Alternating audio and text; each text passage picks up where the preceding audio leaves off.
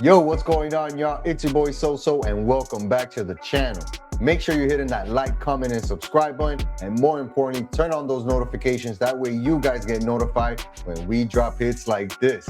This week on OnlyFans, you guessed it, the Dolphins lost to the Steelers 28-15, and Tua got benched, so you know we're gonna talk about it. It's time to take a ride, y'all. Let's go.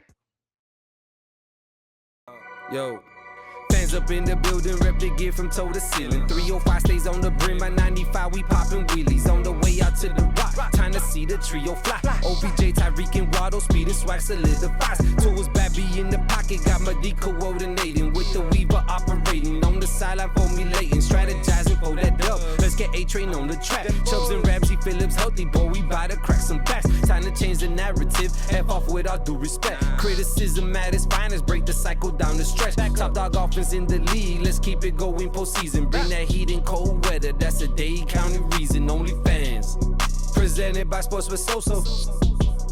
Presented by Sports with So-So. I say we, but I saw this loss coming, right?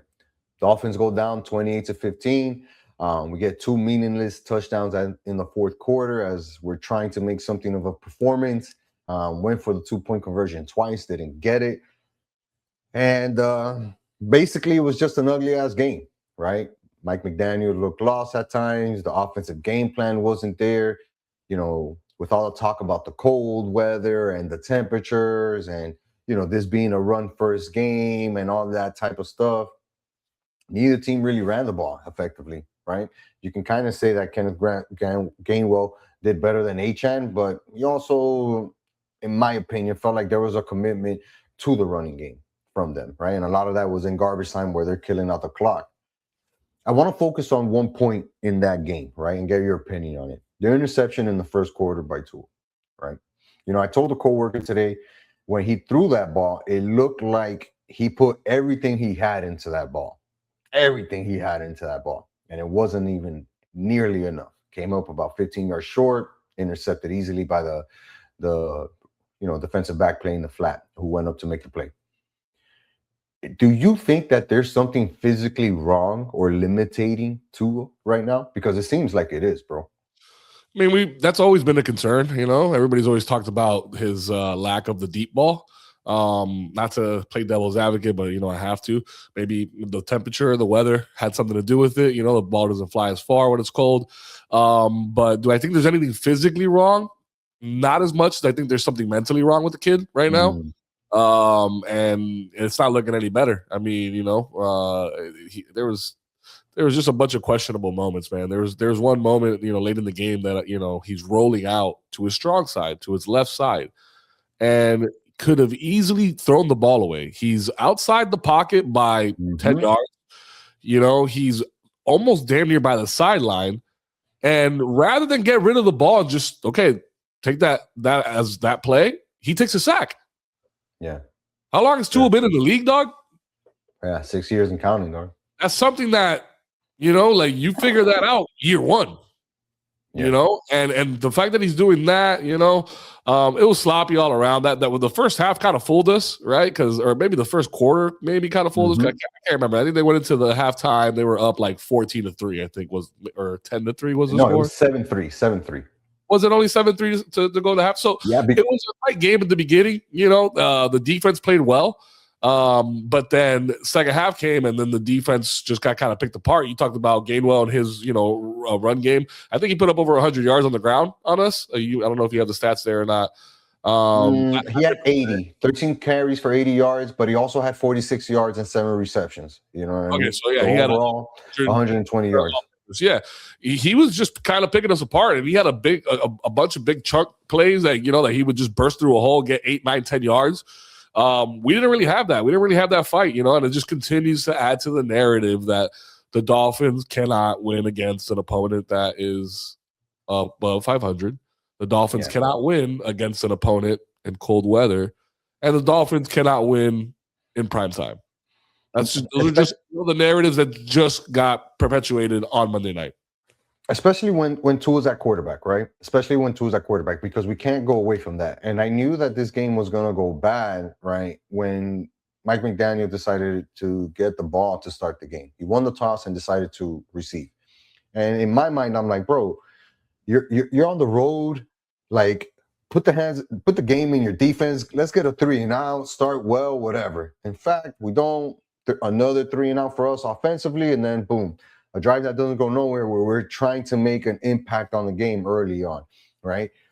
That was one thing. Second thing, and again, this is why I think we really need to take a step back and see how we look at everybody, right? We need to start doing some real talent evaluation on the coaching side and on the player side. Because if you're telling me, right, and this is the shit that was pissing off a lot of people, but you're in the fourth quarter, you're trying to huddle up, you're trying to come back, and you're huddling up. The time is wasting away. Clock is ticking, and Tua has everybody in the huddle. And then he comes after the game and says, well, I don't know if they could really hear me in the huddle. I'm like, yo, there's so many things fundamentally wrong about how we approach this game day that it's really weird to see how the Dolphins even won 6 games. And I told everybody, I was like, yo, we got to take into account the opponents that they were facing during that 4-game win streak, because those teams are really bad. We're bad. Those teams are really bad, right? Only good team we beat was the Bills. That's the only good team that we've beat. And this is a down season for them where they're battling for the AFC East with the Patriots, right, who are on fire. Right. So that game just really showed how bad we are at mismanaging the game, right? Setting up for it, getting ready, having things planned out, all of that, execution-wise, everything, right? And then it leads us to what happens after the game. Game's over, Phans lose, Tua has a whatever-ass game, offense has a whatever-ass game, everybody runs inside. Yeah, a couple of people stay back to chat, and Tua's having the time of his life with the ops, who talked shit about everybody on the team before he left, including Tua, and that's Jalen Ramsey. This dude picked you off, made you look bad, tackled you, all this shit, right? Told everybody how to play you, and you're over there laughing it up when you're supposed to be the leader of this team. Again, things that don't fit it's not a good look for you, right? And then you're always oblivious to it. And then, the rumors come out Tuesday morning, hey, there's supposed to be change. McDaniel pretty much leaves it open. They're going to evaluate everything. And lo and behold, today we get the news that Tua has been benched for the Rook. Quinn Ewers is going to make his NFL debut on Sunday against the Bengals. And interestingly enough, Zach Wilson is going to be the second quarterback. So Tua's all the way down to 3. In my opinion, it's too little too late, right? Because if Mike McDaniels knew that this was going to be the end of the road or the end year with Tua, and nothing really progressed, because even in that 4-game winning streak, he didn't play awesome. You and I talked about it. He didn't have a game where he threw over 180 yards, right? It was run game, the shit that we wanted to see. If you knew that Tua wasn't going to be here, or you knew that he was going to have these limitations, why didn't you bench him 6 weeks ago? We could have been in a much better position, right, in terms of the future, because we know that the owner of this team doesn't really like change and was forced to get rid of the GM. He doesn't want to be forced to get rid of the coach either, but he could get rid of the quarterback a lot easier. So now we're here, and the next topic that we have to debate is who even tries to trade for Tua. Do the Dolphins just straight up cut him, right? Take the $64 million hit after June 1st, right?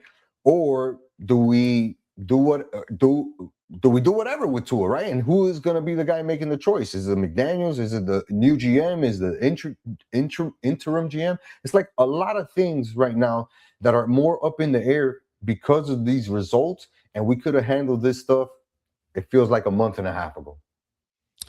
I don't know. I disagree with that. The fact that we did let go of Greer, that was the big change, right? That's a really big internal change from especially somebody like that, a figure, a front office figure like Chris Greer was. And then you got to wait and see at that point then how the team responds. What did they respond with? They beat one of the best teams in the NFL in the Bills, and then they rattled off a couple wins, and they got people kind of talking again about them and what they could potentially do. And then sure enough, right as the tide is rising, we just do what we always do, unfortunately, as far as this Dolphins era, the last 5-6 years of this Dolphins era has been. But I don't think I don't agree with putting in the rookie that much sooner. I did want to see him. Obviously we've been frustrated with Tua. But I think now is the right time because of the fact that now we're actually technically eliminated from the playoffs. Now we really don't have anything else to play for. Because come on, man, we're paying you all that money. Go out there and win some football games for us. You know what I mean? Get us. He can't. We're gonna give you the chance. He can't. We're out of it now. Now I'm okay with bringing in Quinn and going, all right, now let's figure out what he can provide for us, if there's any future here, or do we have to try to draft the QB next year? I see you got the logo behind you. I know you probably want to draft the QB next year already. Absolutely. And I think that the writing has been on the wall, Joel, even from the way that last year ended, right? Like we didn't see Tua take that next level jump. We didn't see it, and we expected it, and we gave him the opportunities. We made excuses for him, all this stuff, right? And he never made that second jump. He never made that second jump. So that tells me that Mike McDaniels knew that Tua had probably reached his peak, right? And even still, you go out there and by force, right? You have to play him because now we got the contract and all this stuff. But you knew that he was limited. You knew that he was limited. So that in itself put the team in certain limitations, right? Because even the type of offense, and you and I talked about it, how is Ewers going to be able to stand out in this offense if it wasn't designed for him? It was designed for Tua and his limitations and what he could do.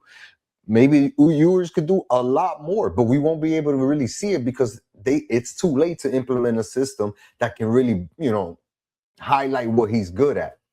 Now, that doesn't mean that he can't go out there and show if he has something, right?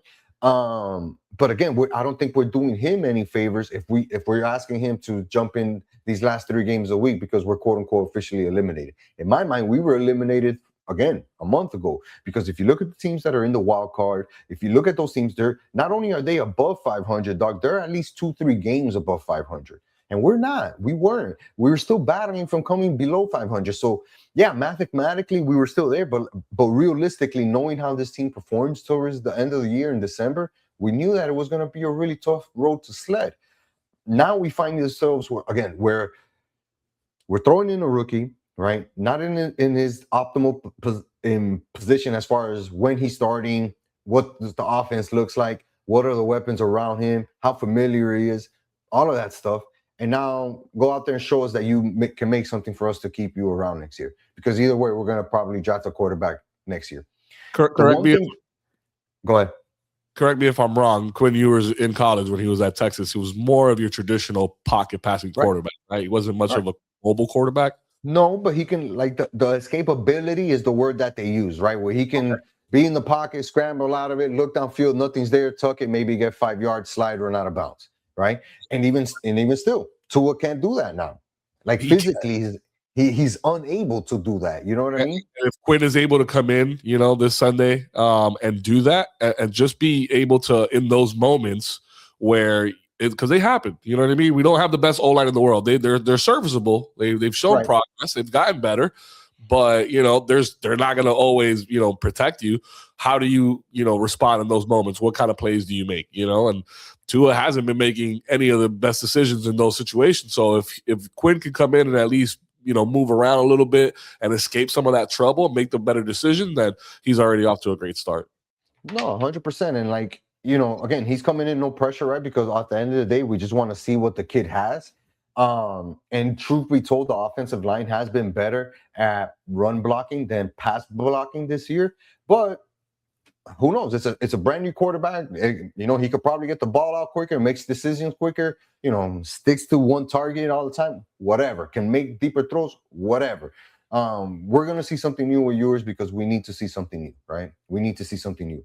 The only problem, Joel, that this presents us is, again, the salary cap and where the Dolphins find themselves, because it feels like they're always at a fucking fork in the road, right? Do we rebuild or do we try to retool? Does this team have enough talent or does it not have enough talent? In my opinion, it doesn't have enough talent at the moment, right? Young talent that is not necessarily getting paid crazy amount of money to sustain this quote unquote winning ability, right? We have talent in the right places. We have an awesome running back. We have an awesome left tackle. We have an awesome center. We have an awesome, safety. We have an up and coming cornerback. We have an up and coming defensive end, the up and coming defensive tackle. So there are pieces, right? And all of those guys that I mentioned are young guys.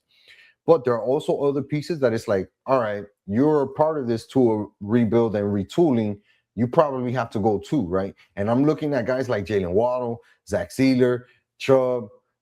All of these guys are making big dollars over $15 million that is going to be hitting the cap, especially if we pay out Tua after June and we take that $64 million to the chin. I feel like they're going to have to continue to get rid of other dudes as well. So if you do that, then you're depleting the talent on this team. What are we going to be in 2026, 2027, right? That's the shit that I'm at, because I'm like, yo, we got the draft coming up. What's our focus? Who's our GM? What are we trying to go after?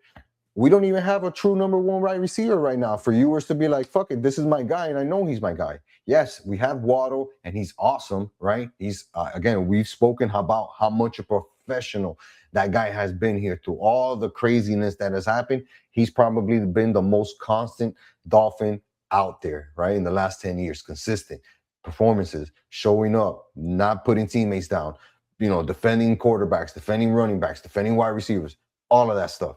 Waddle's been a freaking saint. But at the end of the day on the field, he's not a monster like that you just throw up the ball and say, hey, go get it, right?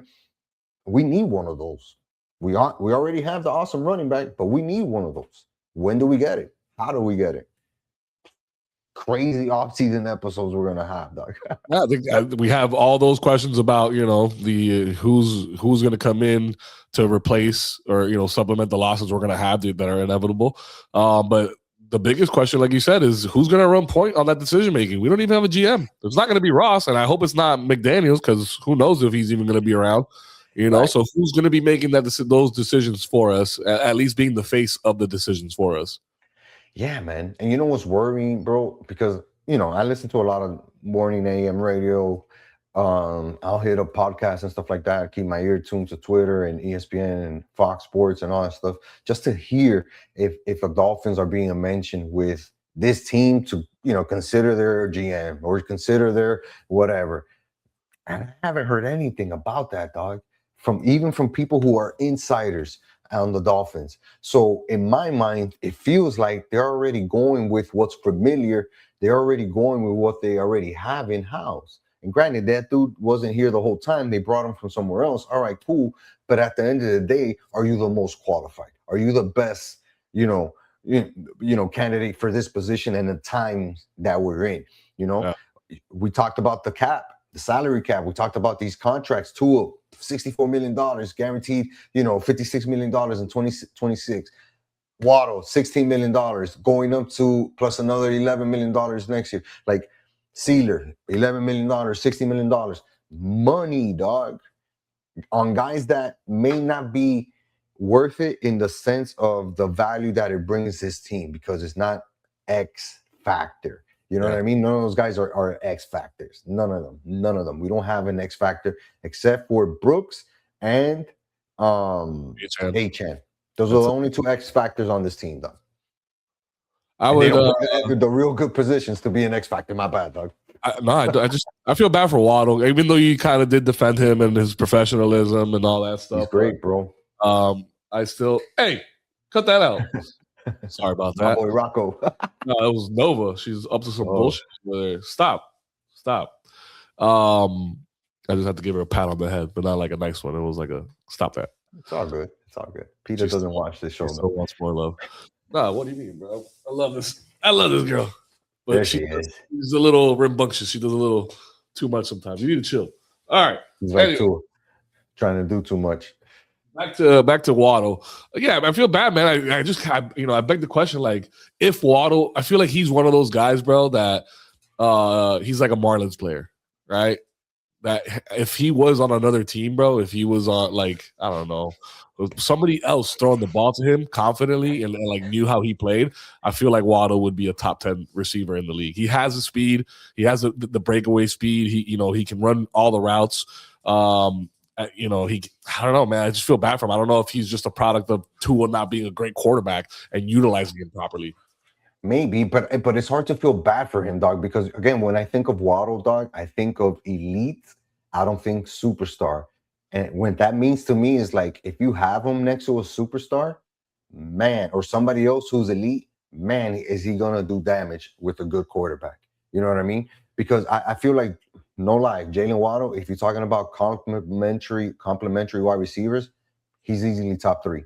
The other 2 would be the guy who we could have drafted, which is Devontae Smith, because he plays second fiddle to AJ Brown. There's not a lot of dudes who can handle that weight of being the number 2 with a good quarterback. And we've seen that Waddle can do it because this dude has put up 1,000-yard seasons over and over again for us, right? Regardless of what's happening at the quarterback situation, if Hill's getting the ball more, if they're not throwing it, if they're running away, champ, dude has been consistent. I love that about him.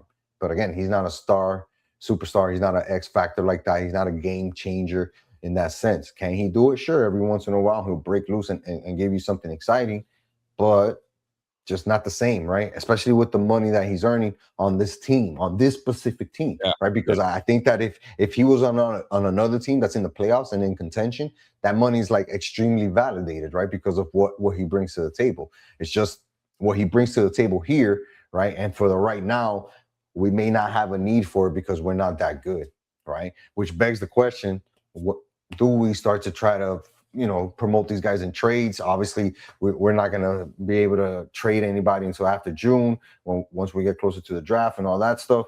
But yeah, it's just a lot of questions, and I'm really not worried, but I'm like, dog, it's hard to read what the outcome is going to be, right? In past years, it's like, well, we know we're going to get rid of these 2 guys, and we're going to get a brand new linebacker core, right? Or we're going to get a brand new defensive line. We're going to get brand new CBs, running back, this, that. It feels like we're too thin, and it's like, fuck, we're putting out a ton of fires everywhere. I don't know which fire we're going to put out first. Yeah, and I don't even know which one is the biggest fire. You ever seen Vegas Vacation when Chevy Chase is in the Hoover Dam and he packs a little piece, puts some gum on it, and puts another piece? It's like that's the Dolphins right now. The boat is sinking. There's too many holes. I don't have enough fingers to patch it all up. It sucks, man. It really sucks. The little win streak was fun. I'm not gonna lie. It was fun to see that. Just to hear the Dolphins not lose. You know what I mean? Like, it was just nice to see that. But yeah, man, going into this, Monday, there was that 1% hope, that I had that, like, man, maybe they do it this time. But that was in my heart. In my brain, it was like, dude, no, they don't win in the cold. They don't, they don't win against above 500 teams. Prime time, they don't do well. Like, no, there's nothing that's telling me that they're going to do well. And then they start the game 7-3, and it's like, oh, okay, maybe we got a chance. And then, dude, let's talk. We haven't even talked about really like the way that these guys scored on us, because they dogged us on those touchdowns, bro. John Smith running the ball, dog. Another big ass tight end running the ball. Oh, John Smith, our former tight end that balled for us last year that we didn't re-sign. He had that touchdown off a toss. The DK Metcalf touchdown was disgusting. He caught it and like just tried like 6 of our guys on defense, like just straight up sunned them. I think Marquez Valdez-Scantling had one too. I didn't even know that guy was still in the league, bro. Like, it was ridiculous what they did to us in that second half, bro. They dogged us, bro. And it just goes to show, like, we're just not nowhere near that level of competition that it takes to get to the playoffs right now. At all, bro. And I think that's a hard reality for most Dolphins fans, right? To be like, but dog, we got talent, we got players that are good, and blah blah blah. Yeah, but not good enough. Yeah, because even our defense is the best part of our team right now, and our defense isn't that great, so it's all right. It's not that great. Nope. Granted, they're not put in advantage positions, right? Or positions of advantage, I should say. But yeah, you still got to go out there and perform. You still got to go out there and make tackles. I saw a bunch of dudes swinging to like knock out the ball and shit like that. And I'm like, yo, you're giving up an extra 6, 7, 8 yards because you can't tackle the guy. Just bring them down, dog. Just like, they already got the first. Like, just stop them. You're not going to get a fumble, dude. That was the DK touchdown. A lot of arm tackling. Nobody wrapping up. Rough. Fundamentals, like just fundamental stuff, bro, that we don't do well. Just off the top of my head, Joel, we got offensive coordinator issues, defensive coordinator issues, head coach issues, quarterback issues, wide receiver issues, offensive line issues, GM. defensive line issues. I haven't got there yet, right? Cornerback issues. We're good at safeties and we're good at kickers and punters. So we got 7 All right, on-field issues there, right? And then the biggest one is the GM. And who takes care of all those other 7 issues? And head coach. I don't know if you said head coach. Oh, yeah, I did. That's part of the 7. You know, like I just don't know, bro. It's again, I said it before, I'm gonna say it again, and I'll probably say it again. It's just hard to read where this Dolphins team is at right now. It's really hard. And you know, for as long as I've been watching these guys, this is the first time where I'm like, fuck, I don't even think they have a clue of what they're doing. You know what I mean? So it's gonna be a lot of spitting up in the air and seeing what fucking lands on people's faces. Yep. Well, I'm excited to see Quinn. You know, Me too. He was the draft pick that I was most excited about when we drafted him, especially where we got him. Was it 6th, 7th round? You know, the last round of the draft. Like, you know, he was a familiar name. Like, you know, he had done well, good arm, good quarterback, and you know the fact that we got him there was like, all right, you know, not bad. We're not giving up a whole lot. You know, let's see what happens with Tua, and you know, we'll see if we have to bring him in. So, unfortunately, we have to bring him in because our big money guy sucks. But I'm excited to see Quinn play this Sunday. Listen, you know, you can't ask for a better game to come into when you're playing a team that's 4-10, right, in Cincinnati, and they've been shit at home. They have one of the worst defenses in the NFL, worse than ours, which is hard to believe, but they do. So it's not like the worst conditions that he can start. The only thing that, you know, that he's gonna have hanging over his head is obviously people are gonna be comparing him to Tua and all that stuff throughout the game and through his performances, which may not be fair because, again, we don't know how this kid is going to react to being under the lights for the first time, right? It's going to be hard to ask him to go on the road or I'm sorry, play at home and get this dub, right? I don't know, man. Right now, Cincinnati's favored, rightly so, because I wouldn't put money on the Dolphins. They have a better quarterback than we do by far.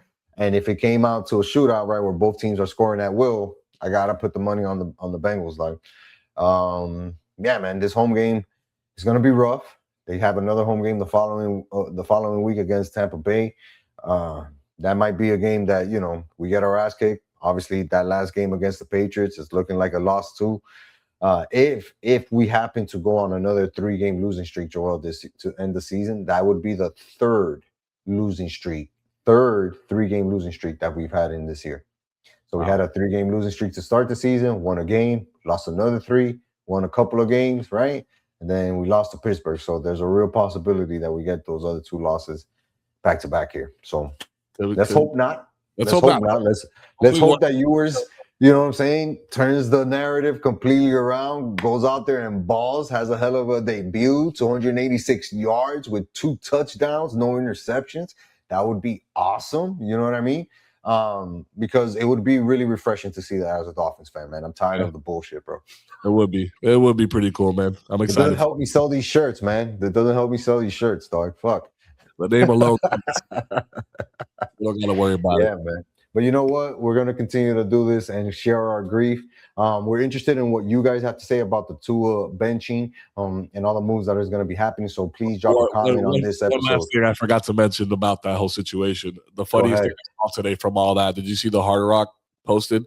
The top 5 landings. Oh, yes. Yes. And it got me because, like, the first one was, like, New York. It was, like, the Jets. Saints. Right? The Saints. Minnesota. Bro, the last one was Publix, bro. Dog, I lost it. I'm like, yo, whoever's doing social media for Hard Rock, that guy needs a raise, bro. They're killing it right now. That was a really good post. Hey, listen, they have really good benefits, right? I heard that they have really good benefits. Their medical is incredible from everybody who works at Publix. So Tua has some pending medical issues that he's going to be thinking about in the future. Why not take a stab at getting in with Publix, dog? I'm sure they can hook him up. There you go. Get it. He's still young. He can still get some stock later on. Hey, you know what I mean? Like, buy some stock, work in the stock, like stock room. Like, hey, figure it out, Tua. Figure it out, though. We got a job for you somewhere in Publix, stock. Yeah. And if he does sign at Publix, we'll let you guys know here on the OnlyFans show. Make sure you're hitting that like, comment, and subscribe button, like I said. drop a comment because we're really interested on what you guys have to say about Tua getting benched. So let us know what you think and whether or not you agree with Joel and I. Until next time, hopefully this game against the Bengals is a dub so we avoid that losing streak. It's your boy So. Peace.